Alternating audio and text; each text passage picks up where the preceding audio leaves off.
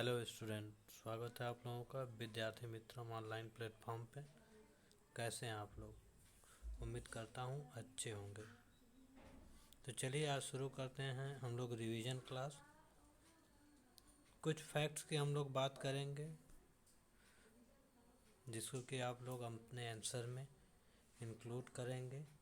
साथ ही माइनर वाले स्टूडेंट जो हैं उनका बहुविकल्पी प्रश्नों के साथ ही परीक्षा संपन्न होगी, इसलिए वो फैक्ट्स को ध्यान में रखेंगे। तो आइए हम आज लोग अपना रिवीजन क्लास स्टार्ट करते हैं। तो रॉबर्ट ब्रूस फूड क्या थे? रॉबर्ट ब्रूस फूड भूवैज्ञानिक और पुरातत्वविद थे। भारतीय प्राग इतिहास का पिता किसे कहा जाता है? तो भारतीय प्राग इतिहास का पिता रॉबर्ट ब्रूस फूड को ही कहा जाता है। देखिए, ये क्वेश्चन है आप लोगों का, प्राग इतिहास यहाँ पे है, तो आप लोग रॉबर्ट ब्रूस फूड को करेंगे। कोपेनहेगन संग्रहालय की सामग्री से पाषाण, कांस्य और लौह युग का त्रियुगी विभाजन किया था, तो जे थॉमसन ने किया था। पशुपालन के साक्ष्य सर्वप्रथम मिलते हैं तो मध्य पाषाण काल में। मध्य पाषाण काल में पशुपालन के प्रमाण जहाँ से मिले हैं वह स्थान कौन है? तो इस पर हम लोग बात किए हैं, मध्य प्रदेश का आदमगढ़। चोपनी, मांडो, काकेरिया, महदहा एवं सराय नाहर राय स्थलों में से हड्डी के उपकरण प्राप्त हुए हैं, तो महदहा से प्राप्त हुए हैं। हड्डी से निर्मित आभूषण भारत के मध्य पाषाण काल में प्राप्त हुए हैं, तो ये महदहा से प्राप्त हुआ है। एक ही कब्र से 3 मानव कंकाल दमदमा से मिलते हैं। खाद्यान्नों की कृषि सर्वप्रथम प्रारंभ हुई थी तो नवपाषाण काल में। मानव में भारत में मानव का सर्वप्रथम साक्ष्य मिलता है नर्मदा घाटी से। मानव द्वारा सर्वप्रथम प्रयुक्त अनाज था, तो मानव ने सर्वप्रथम जौ का इस्तेमाल किया था।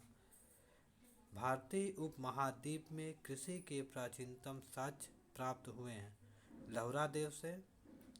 पूरा पाषाण युग, नवपाषाण युग, ताम्रपाषाण युग तथा लौह युग में से चालकोलिथिक युग भी कहा जाता है, तो ताम्रपाषाण युग को। आमरी, मेहरगढ़, कोटदीजी तथा कालीबंगा में से वह पूरा स्थल जहाँ से पाषाण संस्कृति से लेकर हड़प्पा सभ्यता तक के सांस्कृतिक अवशेष प्राप्त हुए हैं, वह स्थान है मेहरगढ़। नवदा टोली का उत्खनन करवाया था, तो एच.डी. संकालिया ने। नवदा टोली अवस्थित है मध्य प्रदेश में। बृहत पाषाण स्मारकों की पहचान की गई है। बृहत पाषाण स्मारक जो हैं वहाँ पे मृतकों को दफनाया गया है, तो मृतकों को दफनाने का स्थान। राग का टीला बुधहीन, संगनकल्लू, कोल्डिहवा तथा ब्रह्मगिरी में से जिन नवपाषाणिक स्थल से संबंधित हैं वह है, तो इसमें से संगनकल्लू है। भीमबेटका प्रसिद्ध है, तो भीमबेटका गुफाओं के शैलचित्र के लिए प्रसिद्ध है। भारत में सर्वाधिक शैलचित्र प्राप्त हुए हैं, तो सर्वाधिक चित्र भीमबेटका से प्राप्त हुए हैं। अजंता, भीमबेटका, बाग तथा अमरावती में से वह स्थल जो प्रागैतिहासिक चित्रकला के लिए प्रसिद्ध है, तो वह भी भीमबेटका है। भीमबेटका की गुफाएं स्थित हैं अब्दुल्लागंज, रायसेन, मध्य प्रदेश में। गैरिक मेदभान पात्र OCP का नामकरण हुआ था हस्तिनापुर में। ताम्रपाषाण काल में महाराष्ट्र के लोग मृतकों को घर के फर्श के नीचे दफनाते थे, उत्तर से दक्षिण की ओर।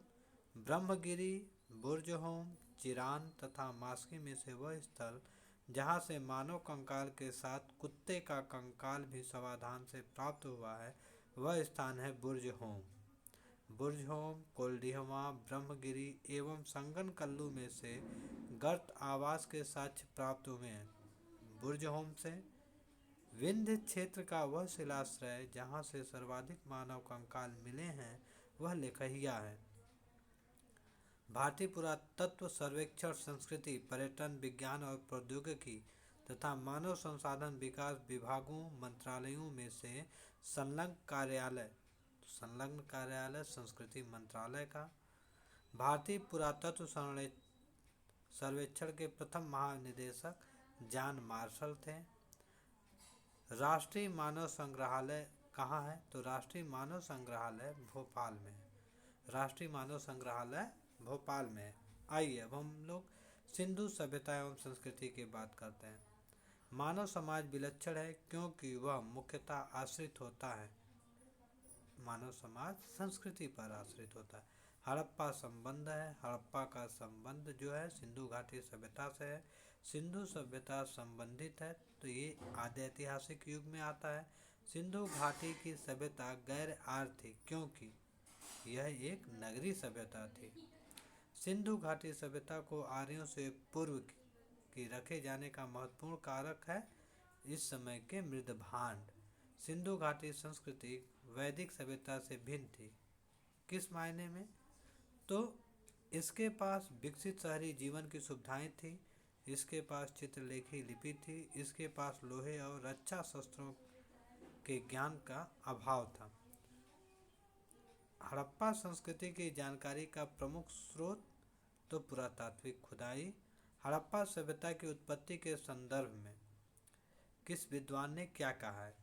तो सुमेर लोगों के पलायन से, तो E.J.H. मैके ने कहा है कि सुमेरियन लोगों से।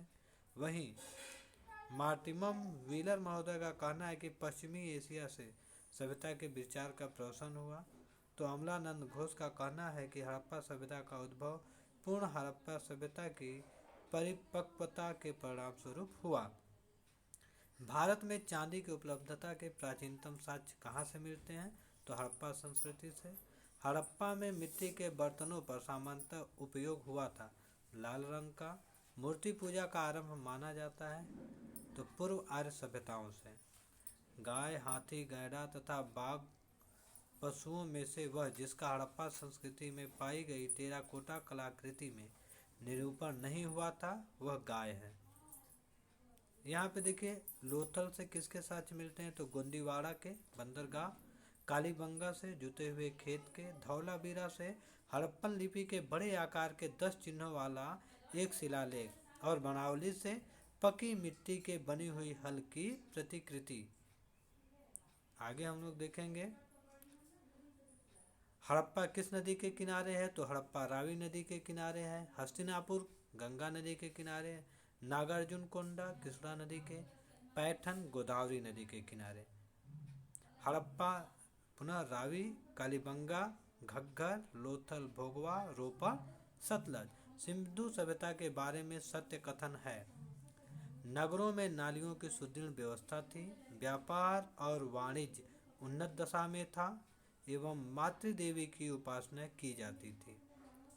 सिंधु घाटी सभ्यता जानी जाती है किस लिए? तो अपने नगर नियोजन के लिए, मोहनजोदड़ो और हड़प्पा के लिए, अपने कृषि संबंधी कार्य के लिए एवं अपने उद्योगों के लिए। अब आगे आप देखें कि आलमगीर कहाँ पे पड़ता है? तो आलमगीर उत्तर प्रदेश में है, लोथल आपका गुजरात में, कालीबंगा राजस्थान, रोपड़ पंजाब, आलमगीरपुर उत्तर प्रदेश, बनावली हरियाणा, दैमाबाद महाराष्ट्र, राखीगढ़ी हरियाणा, मांडा जम्मू कश्मीर, दैमाबाद महाराष्ट्र, कालीबंगा राजस्थान, राखीगढ़ी हरियाणा। हड़प्पा संस्कृति के सिंध में अवस्थित स्थल हैं मोहनजोदड़ो, चहुंदड़ो, जुदेजोदड़ो, आमरी, कोटडीजी एवं अली मुराद। चौहदड़ों के उत्खनन का निर्देशन किया था तो J.H. मैके ने। कालीबंगा, हड़प्पा, लोथल एवं आलमगीरपुर में से सिंधु घाटी सभ्यता का वह स्थान जो अब पाकिस्तान में है तो हड़प्पा। रंगपुर जहां हड़प्पा की समकालीन सभ्यता थी वह है सौराष्ट्र गुजरात। दधेरी एक परवर्ती हड़प्पी पुरा स्थल है पंजाब का। हड़प्पा, मोहनजोदड़ो एवं लोथल से सिंधु सभ्यता का वह स्थान जो भारत में स्थित है तो लोथल है।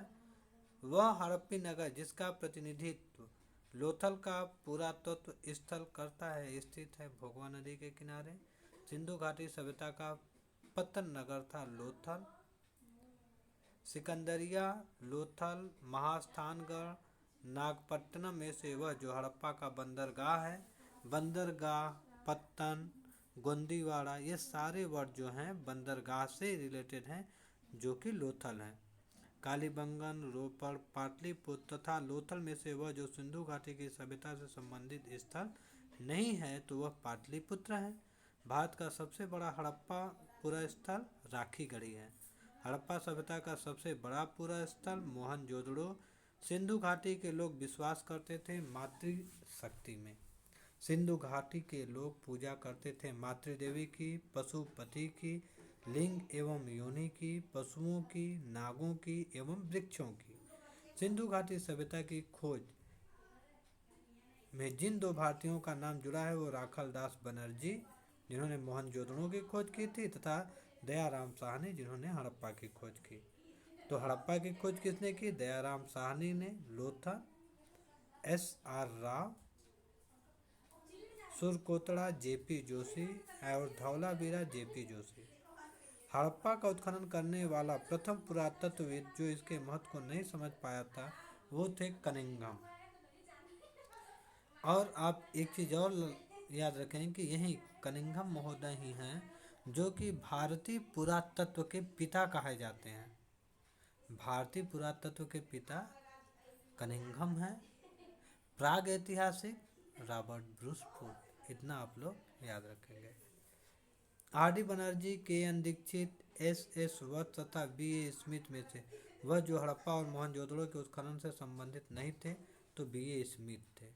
सिंधु घाटी सभ्यता की विकसित अवस्था में हड़प्पा, कालीबंगा, लोथल तथा मोहनजोदड़ो में से वह स्थल जहाँ से घरों में कुओं के अवशेष मिलते हैं मोहनजोदड़ो। और देखिए संस्कृतियों में देखा जाए तो नगर संस्कृति, लोहे का हल, आहत मुद्रा और सोने के सिक्के ये क्रम रहेगा। सर्वप्रथम मानव ने जिस धातु का उपयोग किया था वह तांबा था। हाथी दांत का पैमाना हड़प्पी संदर्भ में कहाँ से मिलता है? तो हाथी दांत लोथल से मिलता है। हड़प्पा कालीन स्थलों में अभी तक जिस धातु की प्राप्ति नहीं हुई है वह है हड़प्पा काल में लोहा नहीं मिला है। आलमगीरपुर, लोथल, मोहनजोदड़ो तथा बनावली में से वह स्थल जो घग्गर और उसकी सहायक नदियों की घाटी में स्थित है तो बनावली है। देखिए मोहनजोदड़ो, हड़प्पा, रोपड़, कालीबंगा सिंधु घाटी सभ्यता के प्रमुख स्थल हैं। हड़प्पा के लोगों ने सड़कों तथा नालियों के जाल के साथ नियोजित शहरों का विकास किया था। अगर क्वेश्चन इस तरह से आ जाए कि मोहनजोदड़ो तथा हड़प्पा नगर अब विलुप्त हो गए हैं और दूसरा स्टेटमेंट दिया जाए कारण कि वह खुदाई के दौरान प्रकट हुए थे तो इसमें ए और आर दोनों सही है किंतु आर सही व्याख्या नहीं कर रहा है। हड़प्पन संस्कृति के संदर्भ में शैलकृत स्थापत्य के प्रमाण मिले धौलावीरा से। धौलावीरा जिस राज्य में स्थित है वह है गुजरात। वह हड़प्पी नगर जो 3 भागों में विभक्त है तो वो भी धौलावीरा ही है। एक उन्नत जल प्रबंधन व्यवस्था का साक्ष्य प्राप्त हुआ है धौलावीरा से। कुंतासी, धौलावीरा, लोथल एवं कालीबंगा में से वह स्थल जहाँ से द्विसौ संस्कार डबल बारियल का प्रमाण मिला है वह लोथल एवं कालीबंगा है। हड़प्पन स्थल सनौली के अभी हाल में उत्खननों से प्राप्त हुए हैं। मानव समाधान वस्त्रों के लिए कपास की खेती का आरंभ सबसे पहले किया गया भारत में। सिंधु घाटी सभ्यता के संदर्भ में यह मुख्यतः लौकिक सभ्यता थी तथा उसमें धार्मिक तत्व यद्यपि उपस्थित था वर्चस्वशाली नहीं था। उस काल में भारत में कपास से वस्त्र बनाए जाते थे। सिंधु सभ्यता के संदर्भ में सही कथन है वे देवियों और देवताओं दोनों की पूजा करते थे। सिंधु घाटी सभ्यता में संबद्ध विख्यात वृषभ मुद्रा प्राप्त हुई है मोहनजोदड़ो से। वह पशु जिनका अंकन हड़प्पा संस्कृति की मोहरों पर नहीं मिलता घोड़ा, गाय एवं ऊंट।